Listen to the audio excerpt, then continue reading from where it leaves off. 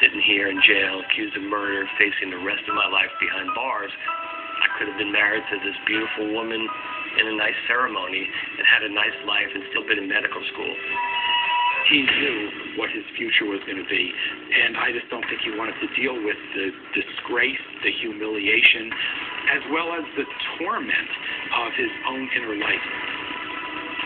So just who was the CRAiGsLiST killer? Why did a person who seemed to have everything throw it all away? Philip Markoff may have taken that answer to his grave, but his death hasn't stopped investigators from speculating about his real motive.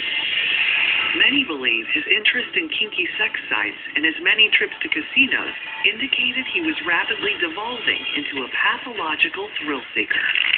That was one theory that was put out there, that this was about an adrenaline rush, and controlling and scaring people is something that gave this person an adrenaline rush in the same way that gambling would.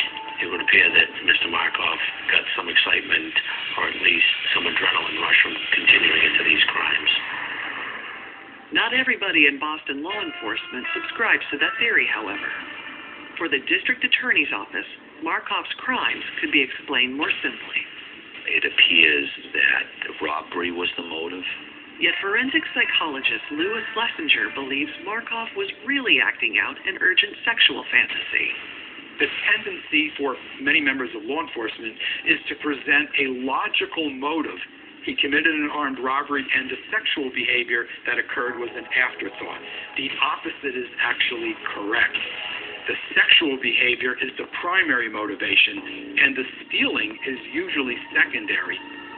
He was there to act out a very stimulating sexual fantasy involving bondage and sadomasochism and fetishism and control and domination. This starts 10, 20, 25 years earlier in the individual's mind, in their fantasy life. According to Schlesinger, most people who have these fantasies do not act on them. But it seems Philip Markoff couldn't stop himself. It just wasn't enough for Markoff to fantasize about this. This aspect of his personality was so consuming that he destroyed his entire life as a result of it. Destroyed his own life and the lives of so many around him.